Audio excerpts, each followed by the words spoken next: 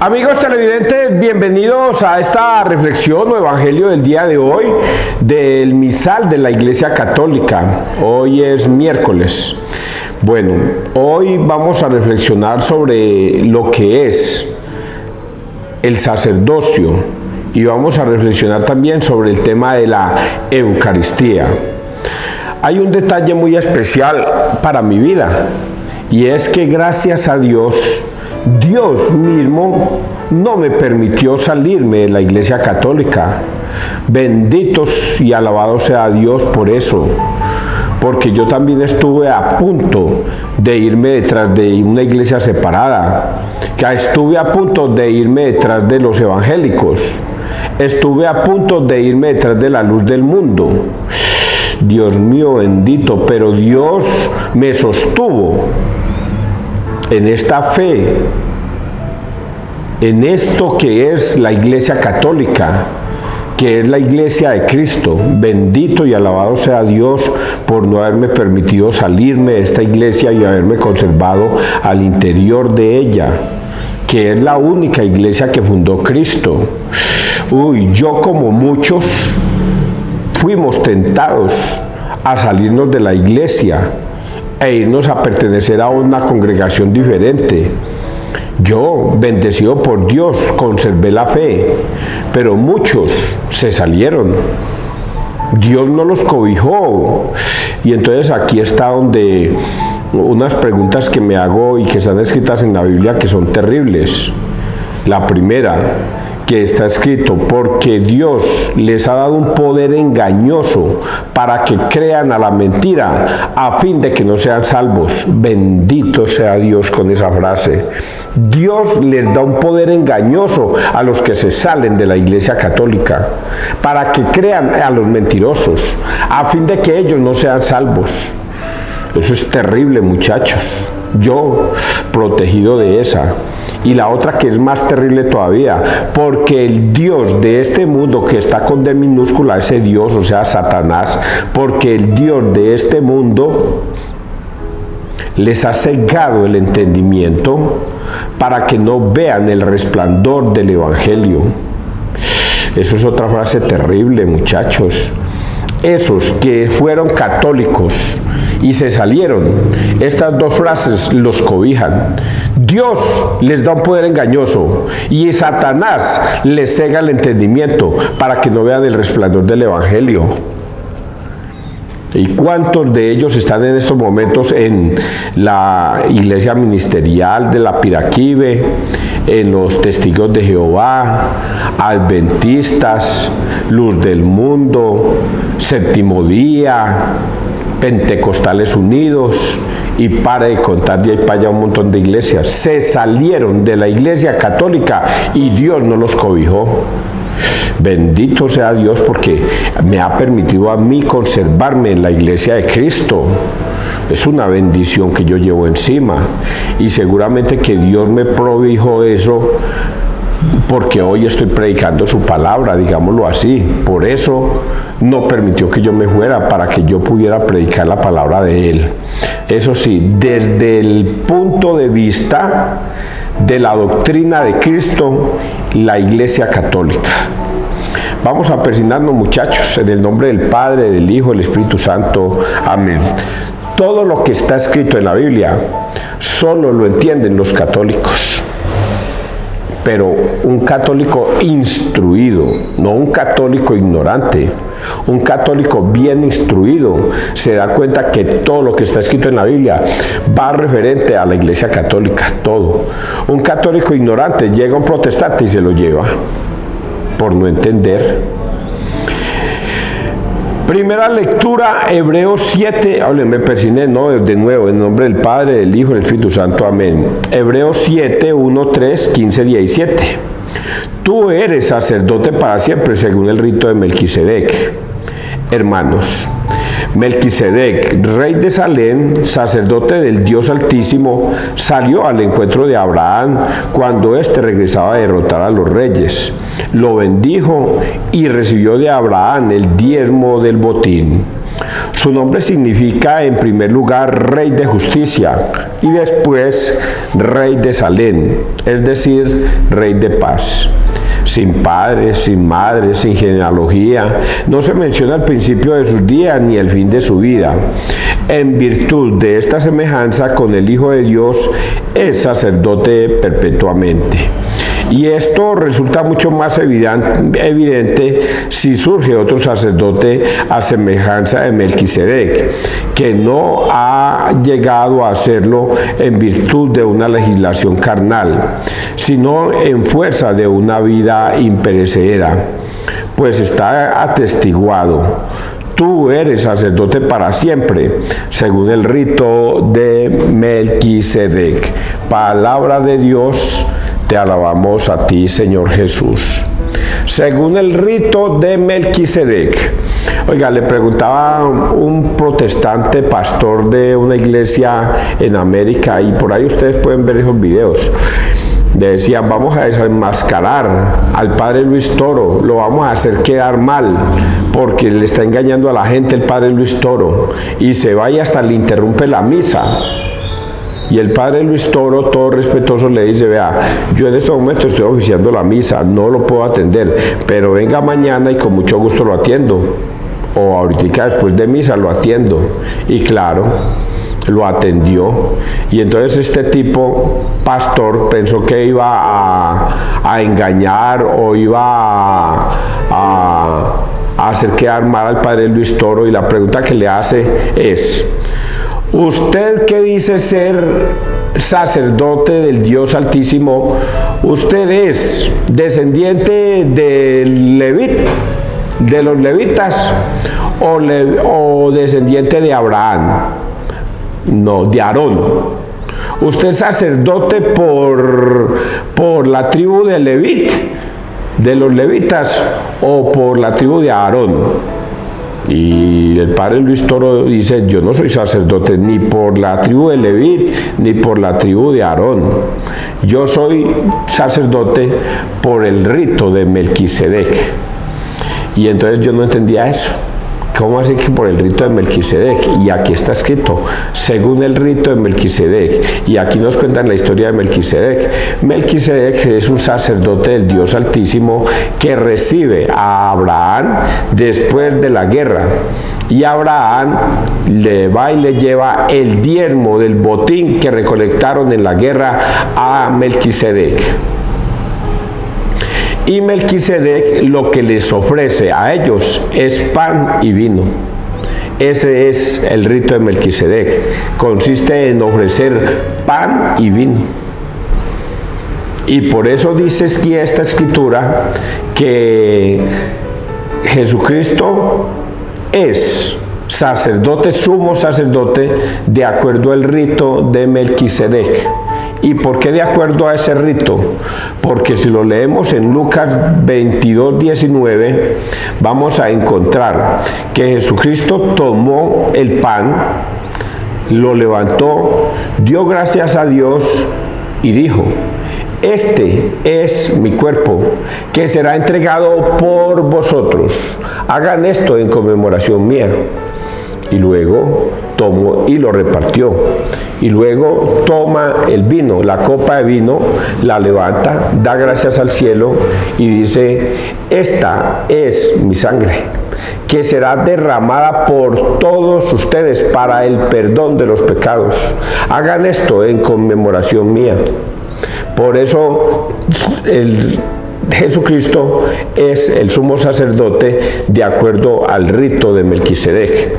Hoy, todos los sacerdotes católicos del mundo entero, incluyendo el Papa, incluyendo los obispos, cardenales, todos son sacerdotes de acuerdo al rito de Melquisedec. Por eso, en Hebreos 5:1, ustedes van a encontrar en una frase, y ojalá la lean, que todo sumo sacerdote será escogido de entre los hombres para ofrecer dones y sacrificios por el perdón de los pecados. ¿Y cuáles son esos dones? Pues consagrar el pan y el vino, convertir ese pan en cuerpo y ese vino en sangre, cuerpo y sangre de Cristo, y ofrecer ese sacrificio, porque el altar se convierte en el sacrificio de Jesucristo en la cruz. Yo no entendía eso. El altar simboliza el momento en que Cristo muere en la cruz. Por eso es que ahí se levanta el pan, que es el cuerpo de Cristo, y ahí se levanta el vino, que es la sangre de Cristo. Y se hace este ritual sagrado todos los días hasta el fin de los tiempos, hasta que Jesucristo vuelva. Por eso el ritual de la Eucaristía es muy importante para la salvación del alma de una persona. Cuando un protestante reniega de esto, ya está condenado, solito se condenó. Juan 6:53 lo condena. Quien coma de mi carne y beba de mi sangre tendrá vida eterna. Quien no coma de mi carne ni beba de mi sangre no tendrá vida eterna. Solito se condena. Y pueden seguir leyendo de ahí para adelante, porque mi carne es verdadera comida y mi sangre es verdadera bebida. Quien coma de mi carne y beba de mi sangre tendrá vida eterna. Y luego vienen los protestantes en el Salmo, en el versículo 6:66, y dicen, esto es muy duro de entender, que eran discípulos de Cristo, pero no entendían, no lograban entender a qué se refería esto, y prefirieron dejarlo solo e irse. Esos son los protestantes de hoy día, que no reconocen a Cristo en el pan y en el vino, no reconocen a Cristo como el sumo sacerdote, según el rito de Melquisedec. Es lo que dice esta primera parte. Vamos a leer el Salmo. Salmo 109. Tú eres sacerdote eterno, según el rito de Melquisedec. Oráculo del Señor a mi Señor, siéntate a mi derecha y haré de tus enemigos estrado de tus pies. Desde Sión extenderá el Señor el poder de tu cetro. Somete en la batalla a tus enemigos. Eres príncipe desde el día de tu nacimiento entre esplendores sagrados. Yo mismo te engendré desde el seno antes de la aurora. El Señor lo ha jurado y no se arrepiente. Tú eres sacerdote eterno, según el rito de Melquisedec. Y respondemos todos, tú eres sacerdote eterno, según el rito de Melquisedec. Y vamos a leer el Santo Evangelio. Marcos 3, 1-6. ¿Está permitido en sábado salvarle la vida a un hombre o dejarlo morir? En aquel tiempo Jesús entró otra vez en la sinagoga y había allí un hombre que tenía una mano paralizada. Lo estaban observando para ver si lo curaba en sábado y acusarlo. Entonces le dice al hombre que tenía la mano paralizada, levántate y ponte ahí en medio. Y a ellos les pregunta, ¿qué está permitido en sábado? ¿Hacer lo bueno o lo malo? ¿Salvarle la vida a un hombre o dejarlo morir? Ellos callaban, echando en torno una mirada de ira y dolido por la dureza de su corazón. Dice al hombre, extiende la mano. La extendió y su mano quedó restablecida. En cuanto salieron, los fariseos se confabularon con los herodianos para acabar con él. Palabra del Señor. Gloria a ti, Señor Jesús. En aquel tiempo Jesús entró otra vez en la sinagoga y había allí un hombre que tenía una mano paralizada.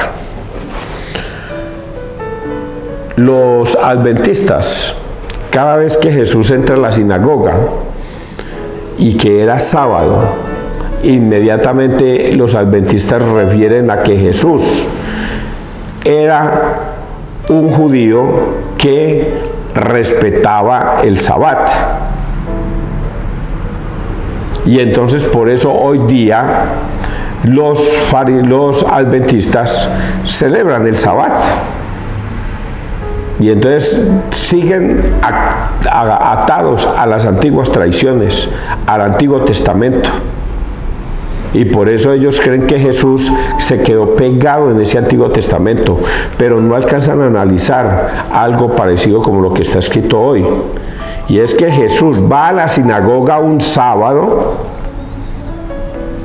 y comienza a predicarles, y había allí un hombre con una mano paralizada.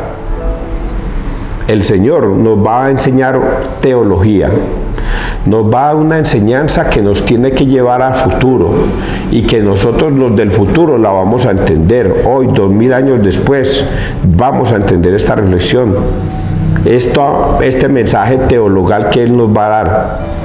Y entonces coloca al centro al hombre de la mano paralizada, colócate en el centro, y entonces llama a los judíos, fariseos, saduceos, herodianos que están alrededor de Jesús, y les dice esta pregunta: ¿qué está permitido en el día sábado?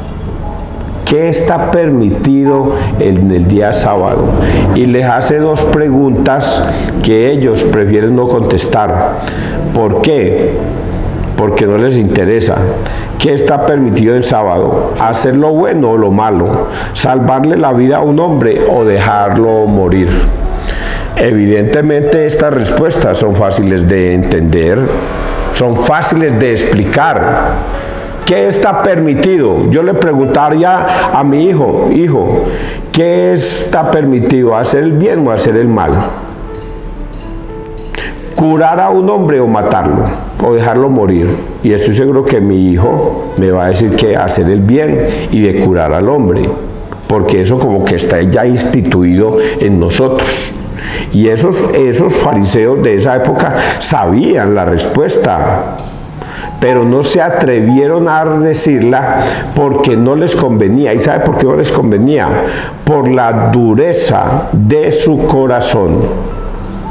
Ellos veían a Jesús como un enemigo de la fe de ellos, del Antiguo Testamento, y lo veían como un enemigo, y ellos lo que querían era destruir a Jesús, matarlo, enjuiciarlo, condenarlo, por la dureza del corazón. Y por eso es que Jesús, al ver eso en el corazón de ellos, lo dicen. Ellos callaban, echando en torno una mirada de ira, y dolido por la dureza de su corazón, dice al hombre: extiende la mano. La extendió y su mano quedó restablecida. ¿Cuál es la dureza del corazón? La dureza del corazón consiste en no reconocer a Jesucristo como el Hijo de Dios, no reconocer a Jesucristo como el Dios que ha bajado del cielo para habitar entre nosotros. No quieren reconocer a Dios, que Él nos ha venido a salvar. Porque en el Antiguo Testamento está escrito esto, y esto ojalá la gente lo entienda, muchachos, ojalá lo entiendan. En el Antiguo Testamento dice la palabra que quien cometiera un pecado o fallara en un solo mandamiento de los 10, condenado estaba. No podía fallar ni un solo mandamiento de los 10 mandamientos, no podía fallar ni en uno. Por lo tanto, no hubo ni existió ningún hombre que fuera capaz de superar esos mandatos. Y por eso viene Jesús a abolir esas antiguas tradiciones, a abolir ese mandamiento que había dado Dios en tablas de piedra a Moisés. Viene el mismo Jesús a abolir esos 10 mandamientos, y a crear unos nuevos. Que entre esos nuevos están unos parecidos: no matarás, no fornicarás, no hurtarás, no desearás la mujer de tu prójimo. Pero cambió otros. Y la dureza del corazón de los protestantes de hoy día es parecida a la dureza del corazón de los fariseos de esa época. Por eso los fariseos de esa época no quisieron responderle a Jesús, y los protestantes de esta época no le quieren responder a Jesús. Jesús en Juan 6:53 les dice: quien coma de mi carne y beba de mi sangre tendrá vida eterna. Y los fariseos y protestantes de esta época dicen: no comemos eso, ahí no está Cristo. Nosotros celebramos la Santa Cena una vez al año. Y creen que eso es el ritual de Cristo, cuando ese pan y ese vino no lo ha consagrado nadie. Por eso Hebreos 5:1 dice que todo sumo sacerdote será escogido de entre los hombres para ofrecer dones y sacrificios por el perdón de los pecados. Y solo Dios puede dar ese don. Nadie puede tomarse ese don para sí. Ningún pastor puede coger el pan, consagrarlo a Dios, pedir que el Espíritu Santo baje y convierta ese pan en cuerpo. Y coger el vino y convertir ese vino en sangre. Ningún pastor. Y lo peor de esto, ¿sabe qué es? Que si un pastor se atreviera a hacerlo, no buscaría su salvación, sino que buscaría su propia condenación inmediatamente. Porque eso no le es dado a los hombres, solo a los escogidos por Dios a través de la imposición de manos que le da un obispo. Y por eso es muy peligroso ser protestante. Los pastores protestantes, lo voy a decir de dos maneras, de tres: por ingenuidad, por codicia o por estúpidos, siguen conservándose en iglesias separadas. Por ingenuidad, por codicia o por estúpidos, se siguen conservando en iglesias separadas de la iglesia de Cristo, esperando encontrar la salvación cuando no la van a encontrar. Hoy el Evangelio nos dice eso. Nos dice que estos hombres tan duros de corazón no permitían ni que nadie fuera sanado, le restituyera la sanidad a ese hombre que tenía la mano paralizada. No se la permitían porque era sábado y obedecían, era el mandato del sábado, del sabbat, que no se podía curar, que no se podía trabajar, que no se podía hacer nada el día sábado. La dureza del corazón, y por eso Jesús viene a decir: el sábado, y eso lo leíamos ayer, el sábado se hizo para el hombre y no el hombre se hizo para el sábado, porque Él quiere abolir todo eso de la antigua tradición, del antiguo mandamiento, del Antiguo Testamento. Quiere abolir todo eso, y por eso el día sábado desaparece, y ya en el Nuevo Testamento aparece el domingo como el día del Señor. Yo esto lo entiendo perfectamente. Yo estoy tratando de enseñárselos a ustedes de una manera muy clara. No sé si lo logran entender, o ustedes están atados a esas dos frases que dije al principio, porque Dios les ha dado un poder engañoso para que crean en la mentira a fin de que no sean salvos. O el Dios de este mundo les ha cegado el entendimiento para que no vean el resplandor del Evangelio. Díganme ustedes, ¿entienden o no entienden todo esto? Si usted lo logra entender, bendito sea Dios. Yo lo entendí, por eso Dios no me permitió que yo me fuera a una iglesia separada, porque comprendí todo esto. Ahora tú lo entiendes. Eres de una iglesia separada y no lo entiendes. El Dios de este mundo te ha cegado el entendimiento para que no logres entender el resplandor del Evangelio que te llevaría a la libertad, y sigues siendo esclavo del demonio y crees que eres libre. Esto es una cosa terrible. Si alguien quiere debatir conmigo estos temas, me pueden llamar y con mucho gusto lo debatimos en cualquier parte. Que Dios te bendiga, que Dios nos bendiga donde quiera que todos estemos.